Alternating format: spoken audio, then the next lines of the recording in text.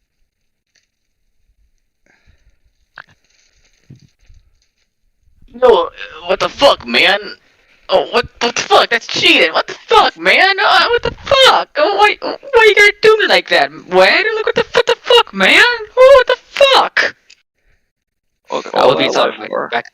I was being like Solomon White. Then he's very shocked at these at this turn of events. Shit. From the silence, I'm guessing this is something I'm supposed to be reading. Oh yeah, the very last picture. Sorry, I'm making dinner at the moment. No, you're good. Very last. I'm not done with you. New boss music starts. And here we are. Here we are. Finale The part 2. finale. It all ends here. Evil dies tonight. Solomon being connected red doesn't really have much weight, mostly because Solomon doesn't have a personality. Exactly. Alright.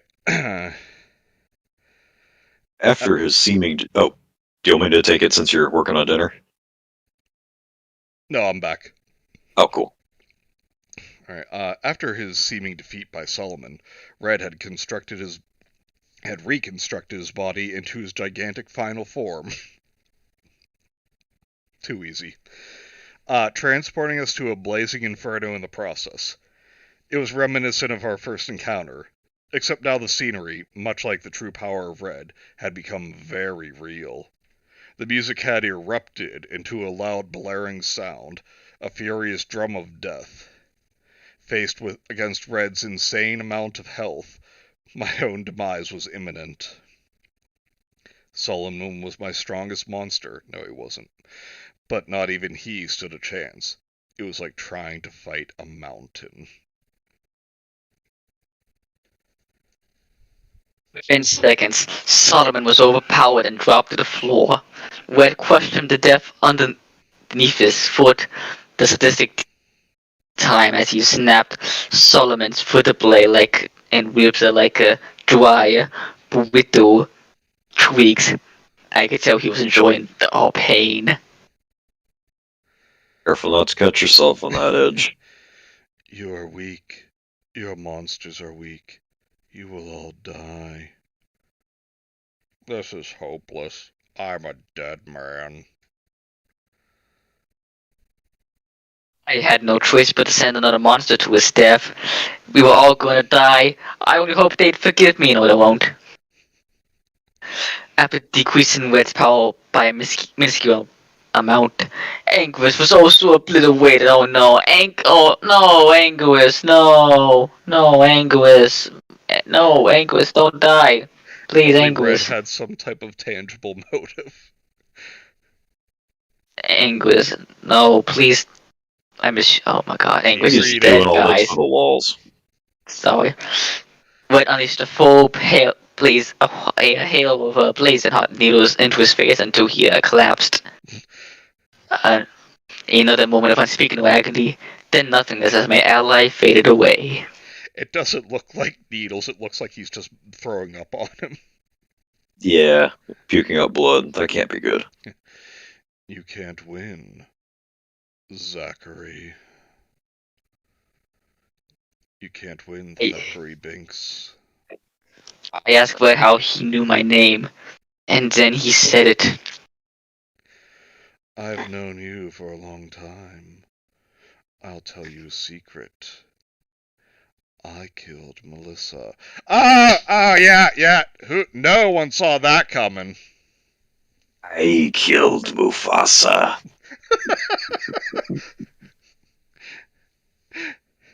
Murderer!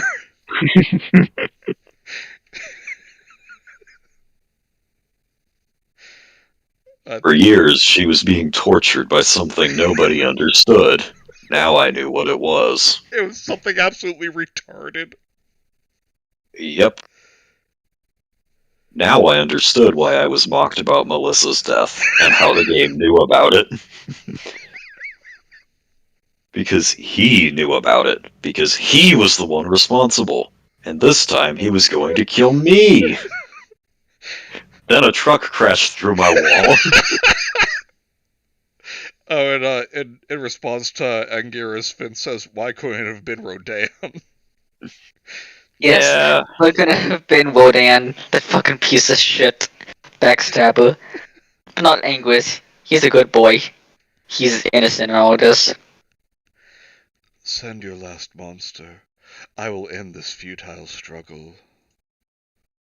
I was taken back to the board to send Godzilla to his final stand. Barely anything was left of the board, just Godzilla and Red's icons, and... the fifth monster.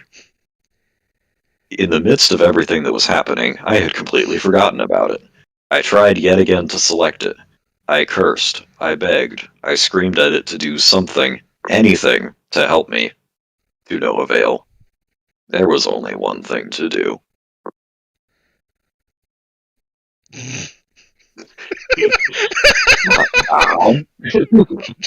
Jump into its mouth. Yup. Dodge its fabulous fire nails, jump into its mouth, and get stared at. I knew Godzilla didn't stand any more of a chance than the rest did.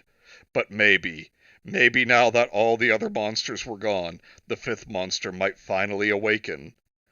I managed to get to the creature's icon selected, and I pressed the A button as fast as I could.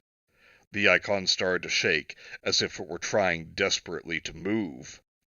It was then that Red decided he was done playing fair, and before I could activate the monster, he went for the killing blow.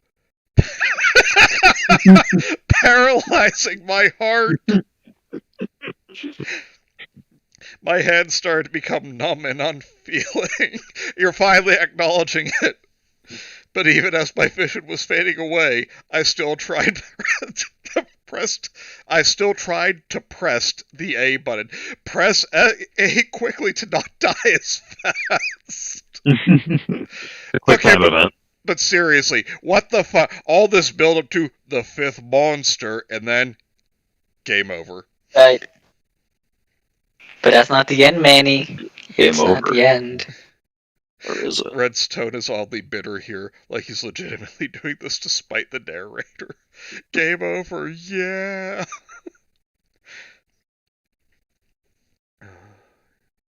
You and your friends are dead. Game over.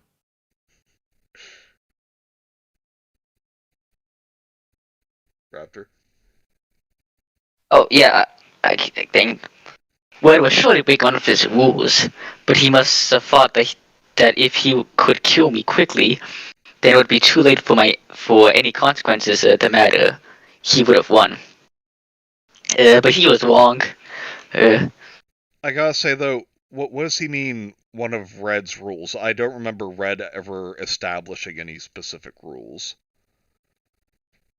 Just the rules. He says that like he can't break the rules, but his behavior is not consistent enough for you to actually conclude what those rules are, like you could do in a good horror story. Yeah.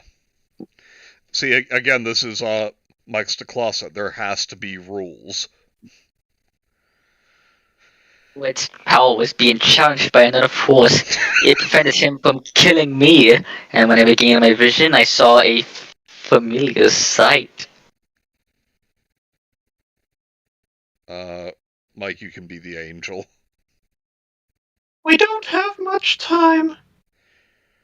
Who are you? What's wrong with your face? You already know me. I am Melissa. Fuck! I fucking knew it! I It's knew. Melissa. Honestly, my only guess was because it had tits, but... What? How is that possible? What's wrong with your face? Red told me that he killed you. It's true. There is something wrong with my face. Even after death, he tortures me. If you can't stop him, he'll do the same to you. Ah, Jesus. I was, like, joking to myself saying this is what was going to happen, but it really did. But how will I be able to stop him now? Zack, I am thou, thou art I. I can't fight Red, but there is one who can. I will release him from Red's grasp. Don't give up. I love you. That boy was our last hope. No, there is another. Oh, fucking hell. Yep. Dead girlfriend's ghost. Gonna save the day. And give him an unheart attack. Her words stirred in something inside of me. That was just you voiding your bowels as you die. I wasn't going to die like this. And I had more to fight for. And I had more to fight her for than just my own life. I had to fight to save Melissa. Oh, I think it was supposed to say here. Fight here for. And the world she inhabits. And then just drop the here. That's not a good sentence if you have that word in it. Exactly. I had more to fight for. With her help, the fifth monster was finally unleashed. Acacius, the Golden Light. Gracious, the golden light bringer. Linkatious. This plot twist was dumb when I first read it. It's still dumb now. It was time to end this once and for all. Together, we would take this damned hellspawn out of existence. Yeah! Yeah, boy. He's Radical, gonna kill. dude. He's gonna save the day, motherfuckers. Oh yeah. Yeah. They can't save you.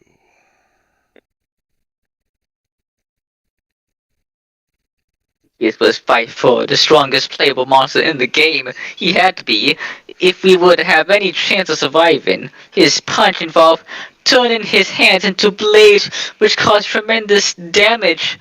But Wed had more than enough life to spare. In the end, this would come down to pure gamer skills, baby. It actually says that. Why? Well, just pure skill, but yeah, but you get the idea. Yeah, well, I mean, that's what he means. Yes. Pure gamer skill, baby. And we He just had have, enough like, G fuel to make it through this battle. Oh, God. Then we just have, like, this montage of images. Yeah, Vince's other suggestion was good. This would have been better as a webcomic. Oh, definitely. And we would have action. And What anime. exactly is this new character in relation to the game? Deus Ex Machina, I guess. Fuck knows. I have What is Solomon in relation to this game? I have my guess about Acacius, but I'm not going to say until the end. Gotcha. Okay. With one final strike, Red was destroyed. His body disintegrated and sank below, accompanied by a triumphant soar of music. Slowly, the paralysis wore off, and I was able to stand up again, even though I'm still fat. Alright, and it's just fading to darkness. I guess this is you, Mike. House lights down. We had done it. Melissa's death had been avenged, and I felt overwhelming happiness until I remembered all the death and pain that led up to this point. All the other monsters who had fought and died. I was about to mourn them, but the game had yet to conclude. They're game sprites! Those poor, poor game sprites. I was playing Civilization 5 earlier. I think a lot of my troops died in the war. Now I'm starting to feel kind of bad. Yeah, maybe I should mourn them. Play taps or something. And then Acacius gets beamed up to the Blue Angel. I've been trying so hard not to make a joke about the Blue Angel being a flying creature. Tears of joy streamed down my face, and I broke out Oh crying. my god. Who is it? He's back! Even Face is back. They're all here and all alive again. It's happiness in Happy Town. Away. I cried harder than I have in several years, maybe in Of course you whole did. life. Angus is back. The best monster ever. All I had been through, all I had discovered, and now the game was coming to an end. But before she and the others left, Melissa had something to tell me. Have fun with this. You have saved us. We are forever grateful. We'll be together again someday.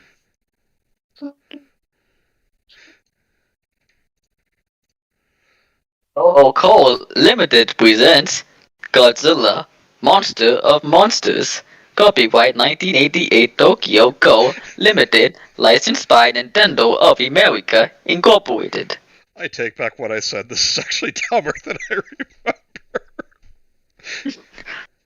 Yeah, I think about now I can unveil my intentions of at least half of why I wanted to stream this was for your reaction to the dumb. Because as much of a slog as it is to get to the dumb, it gets real dumb real quick. It does. Jesus. So that was NES Godzilla, and fucking hell. Like, even if it had done like we said and just like trimmed it down immensely, that is not worth the payoff. Certainly not if you're looking for an actually effective payoff. I mean, it's a hilarious payoff, but I don't think that was the intention. Alright, and so my theory about Acacius is that Zachary and Melissa, that's really weird for me to say because Melissa was the name of my ex and Zachary is my brother, but Oh no. before she died, they had sex, and like Acacius is the baby that she was carrying when she died. If they weren't middle schoolers, maybe that'd be okay. Oh, were they? Yeah. Oh, never mind then. I'm sorry, I actually forgot about that. No, you're fine. I can't imagine you would forget all the details of this riveting story. Imagine Acacia's actually like her dog, who also died when she died. Okay, yeah, that's better. Acacius was actually the generic brand of a cholesterol pill that he started taking to recover his heart health. Alright, That's why it saved the day. Let's look at some of the comments here. Look at the first comment and you're just gonna quit.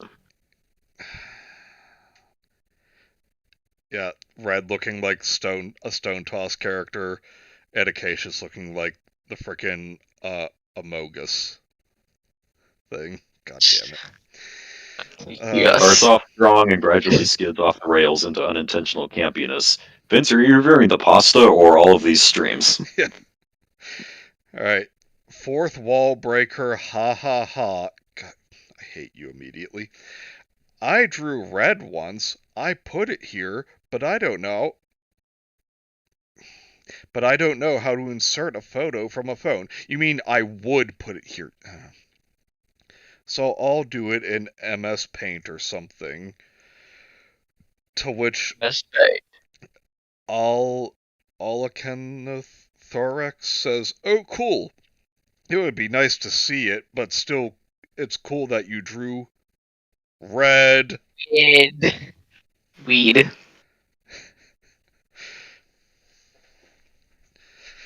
I mean, You want 2011 Red Pog.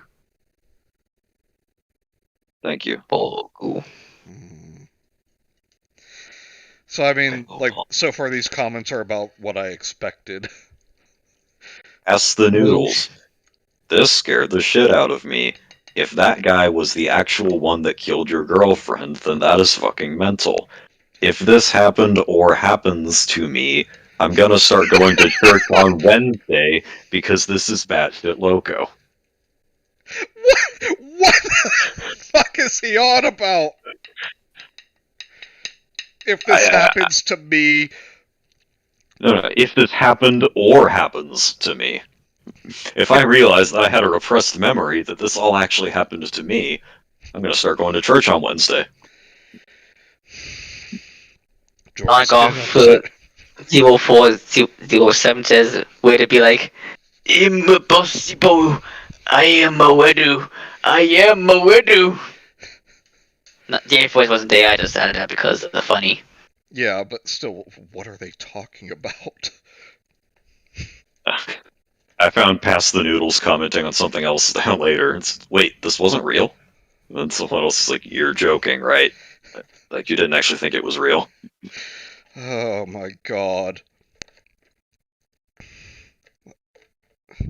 Okay, that actually kind of makes me angry.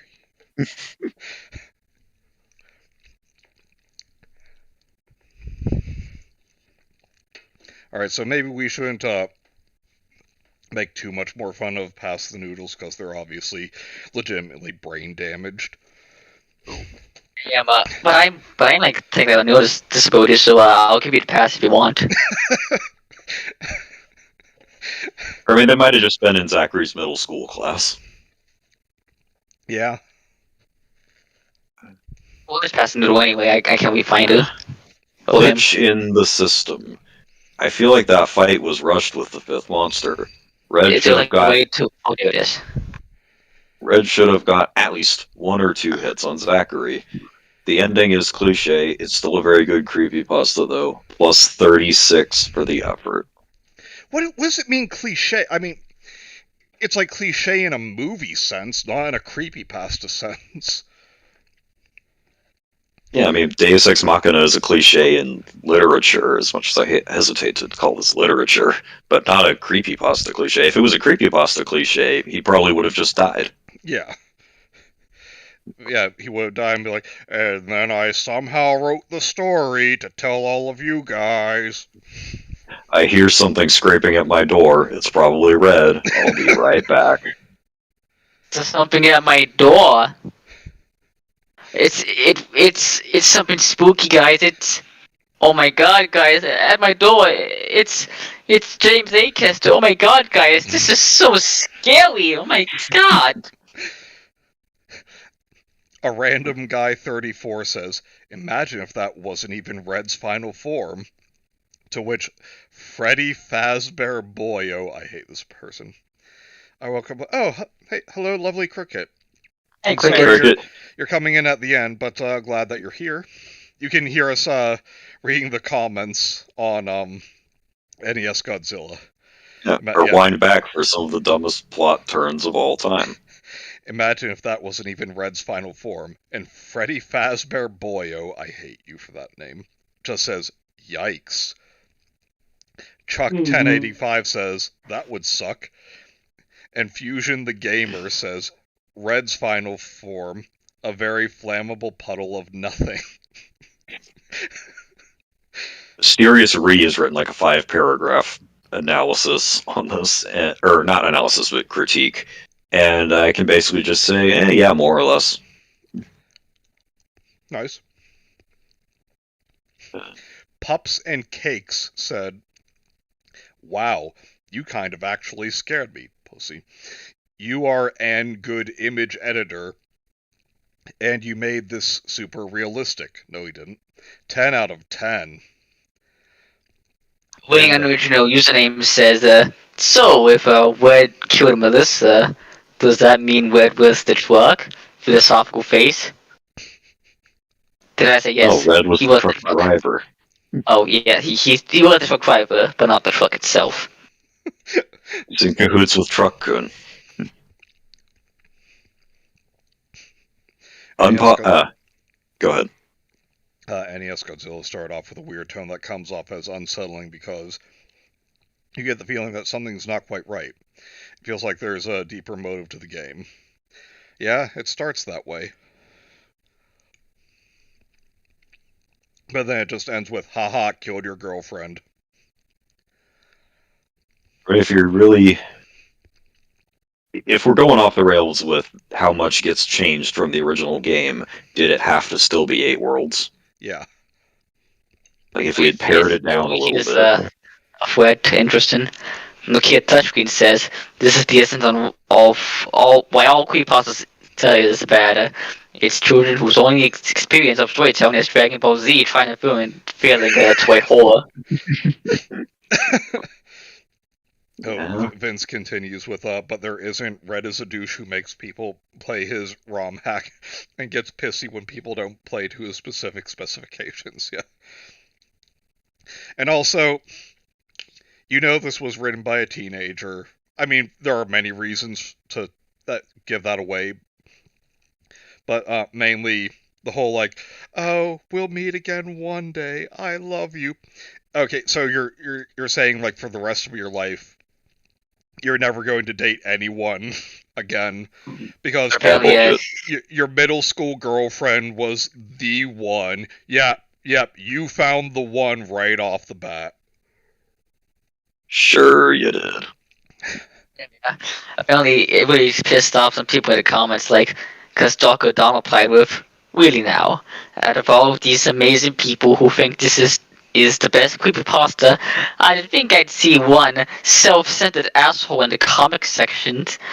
If you really think this creepypasta is really so bad, let's see you create a creepypasta better than this one. Go on, do it. I bet it'll be so amazing. Go the fuck away and cut your fucking bullshit, you troll." Wow, Angry. what a pussy. North Guy Cal. Unpopular opinion. The bad endings are repetitive to me. Can you imagine how many creepypastas are there that ended up having a bad ending? Probably over tens of thousands of them. I don't know about that. This is one of the few good endings. Can't we have one? It's still No. better than having a horribly written creepypasta with hyper-realistic bloods. Wait, you Still mean not like all the blood bad. in this story? Also, I love this creepypastas. The storytelling, the images provided, it's such a good story. Some calm part, most creepy part, although the first half of the story seems to be not that creepy. The other half is pretty much starting to get seriously creepy. 11 out of 10. Also, stand user, Zachary, stand, Acacius the Golden Light. You will never reach the game over. What? Someone take away this person's keyboard. Yeah. That says, imagine if he dies as an adult and goes into heaven and she's still a middle schooler. They have 90s Chris Hansen in heaven. Probably.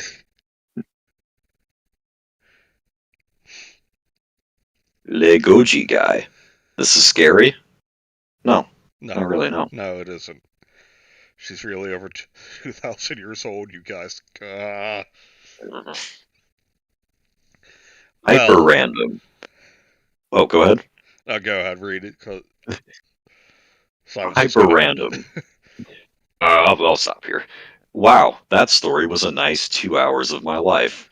Well, that was probably, what, like 8 hours of ours? Yeah, pretty much. Since I wasn't really trying to read a good horror story, well, you're in the right place. The ending was fine for me. People were talking about it, and I decided to go check it out, but I got engrossed in the story and binge read it. I also decided it would be a good idea to play Megalovania when I was reading the final fight, and it did what I expected, and made the fight seem more intense. With that, I'm closing the window. I'm done. I'd rather look at this meat again. Yes, look at the meat. The epic meat. Stop saying meat. Sorry. I just think it's funny. I was saying that jokingly. I expected you to just be quiet for a second and then say meat.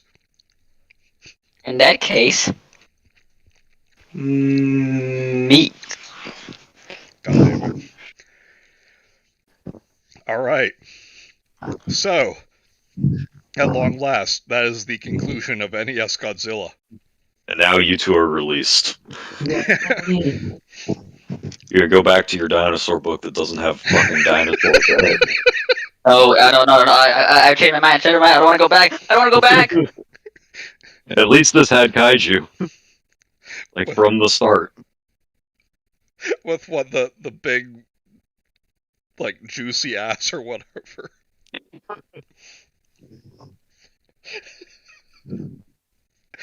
All Well, right. I'm gonna get a jalapeno and pineapple No! pizza and throw it in the bin. Good.